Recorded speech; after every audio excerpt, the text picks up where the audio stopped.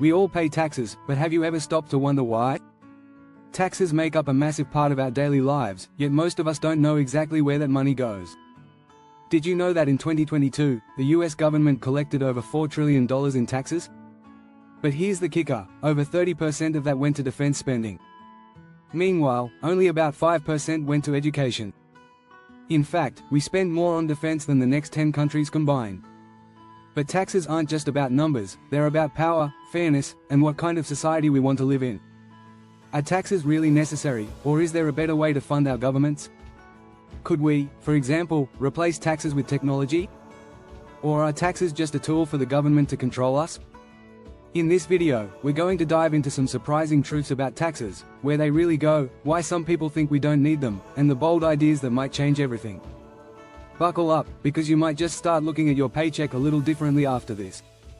Chapter 1, The Tax Revolution. Why are we still paying? When we think about taxes, we often don't realize how long they've been around. Taxes have existed in one form or another for thousands of years. The ancient Egyptians taxed everything from land to goods, while the Greeks and Romans taxed wealth, property, and even free citizens. Back then, taxes were essential for maintaining large empires, building infrastructure, and paying for wars. The modern tax system began taking shape in the 17th and 18th centuries, particularly in Europe. The British government, for example, relied heavily on taxes to fund their expanding empire. Fast forward to today, and taxes are deeply woven into the fabric of every nation. But why are we still paying taxes? In the 21st century, some argue that modern societies don't need them as much. With technology advancing so quickly, could we find new ways to fund our government?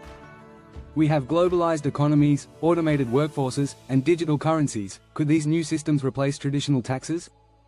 It's not an easy question. Taxes are, after all, how we fund things like roads, schools, and social programs. In the US, over $4 trillion in taxes were collected in 2022 alone. That's a lot of money, but also raises the question, are we spending it wisely? Some countries, like Switzerland, have famously low taxes while maintaining a high standard of living. Could we emulate that model? As more people question the fairness of taxes, some have started calling for a tax revolution. In a survey conducted by Gallup, 47% of Americans said they believe taxes are too high, especially for the middle class.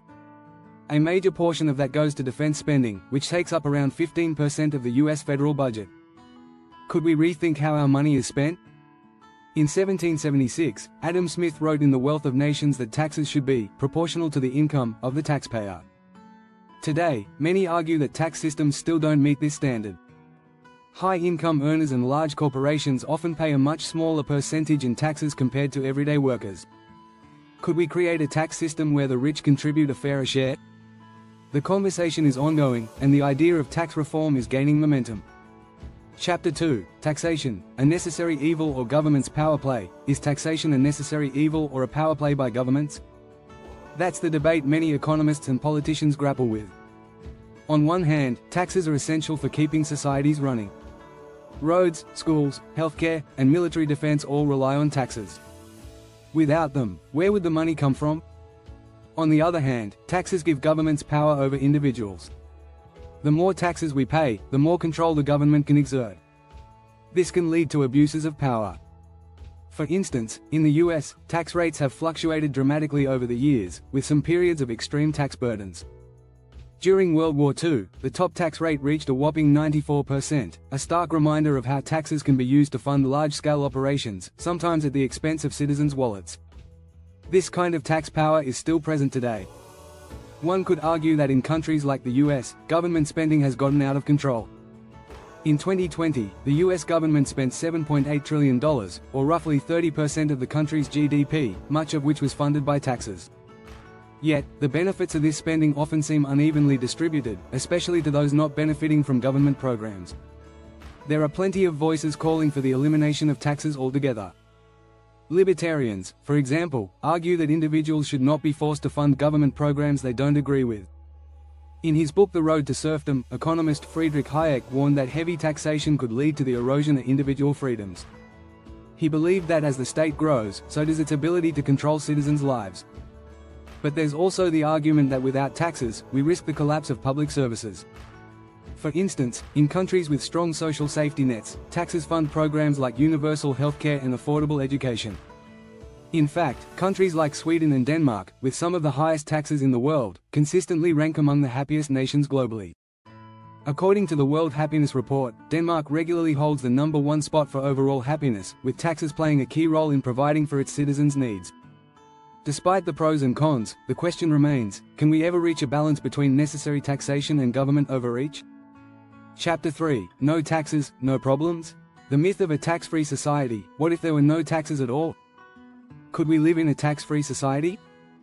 It sounds tempting, but the idea has its flaws. Without taxes, who would fund the infrastructure, education, and defense systems that keep our societies functioning? Imagine roads without maintenance, schools without teachers, or fire departments without funding. These essential services depend heavily on taxes. Some advocates for a tax-free society argue that technological advancements, such as automation and AI, could replace the need for human workers. In fact, a study by McKinsey Global Institute estimates that 800 million jobs could be automated by 2030. If that happens, should we still be collecting taxes from individuals who may no longer work in traditional jobs? Some have proposed a system where businesses that benefit from automation or digital technologies pay a percentage of their profits to support the economy, reducing or eliminating the need for individual taxes. However, countries like the UAE have experimented with low or no income taxes and survived for years. The UAE generates income mainly from oil exports, so the citizens don't need to pay much in taxes. But can this model work for everyone? Most nations don't have the luxury of abundant natural resources to fund their governments without relying on taxes. Additionally, there are those who argue that the absence of taxes could lead to a complete breakdown in public services. According to the International Monetary Fund, nations that cut taxes drastically often see a significant drop in the quality of public services. In the long run, it could result in more inequality and less social mobility, as the wealthy would still have access to private services, while the rest would be left behind. Yet, the idea of a tax-free society isn't entirely a pipe dream. As we move towards more decentralized economies and digital currencies, some theorize that traditional taxes might eventually become obsolete. Could blockchain technology, for example, offer a way to fund public services in the future without the need for taxes? It's a fascinating thought, but for now, the reality remains that taxes are deeply ingrained in our societies and systems. So, can we truly live in a tax-free world? Perhaps one day, but the challenges would be immense. For now, taxes seem to be here to stay, whether we like them or not. If you're enjoying this video so far, don't forget to hit that subscribe button. Stay tuned as we explore even more exciting ideas and challenges surrounding taxes. Chapter 4, From Welfare to War, What Taxes Fund, and Why It Matters. Taxes do more than just fill government coffers.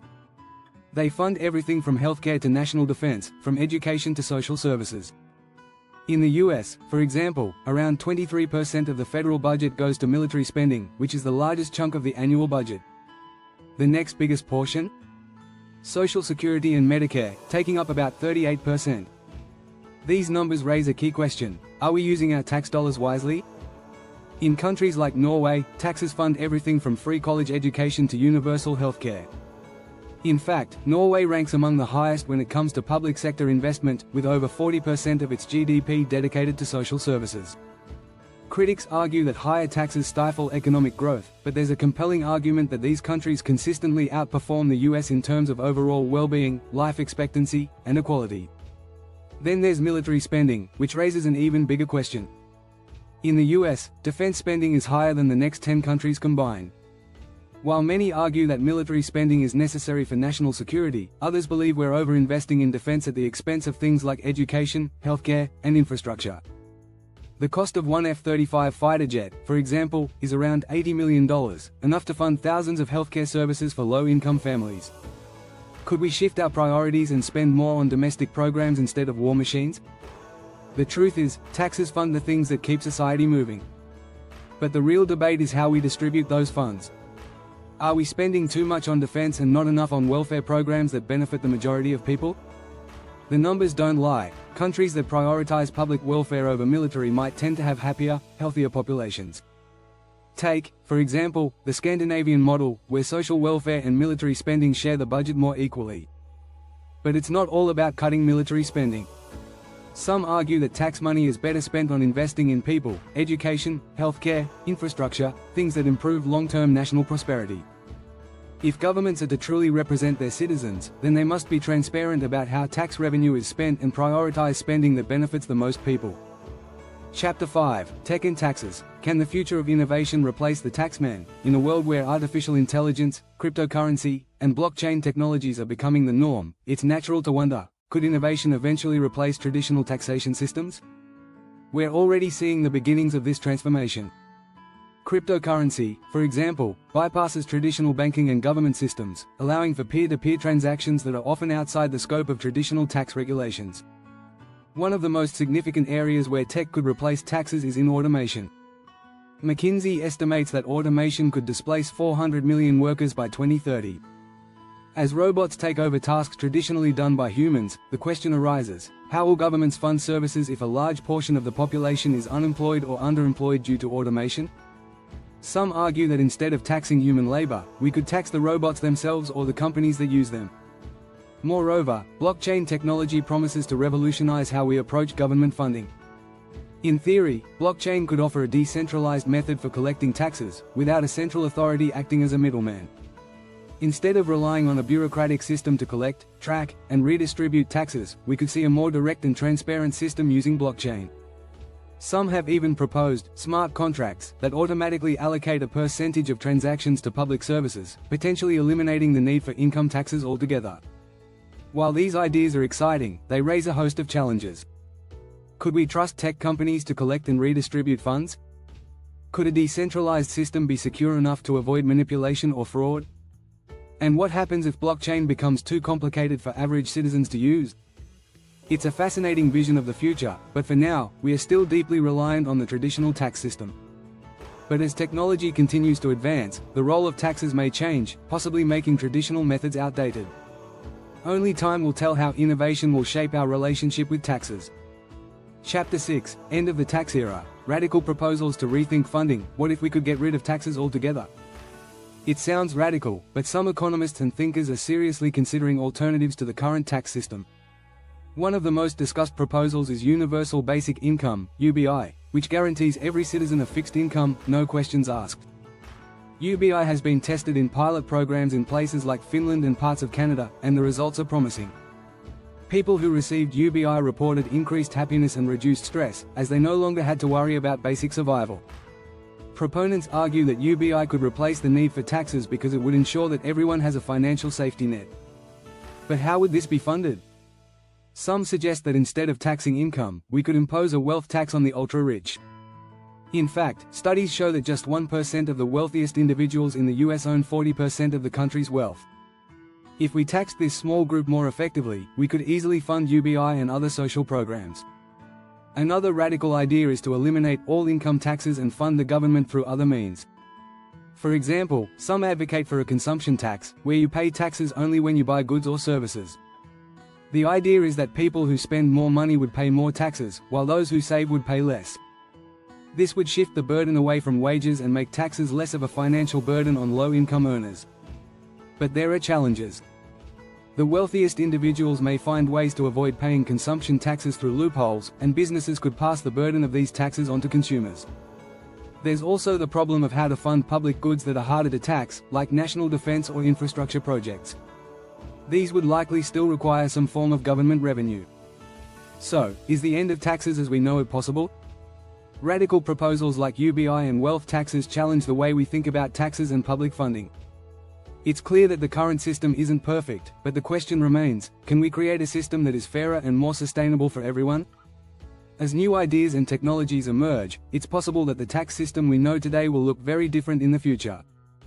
If you're still intrigued by the future of taxes, don't forget to subscribe to stay updated on these revolutionary ideas.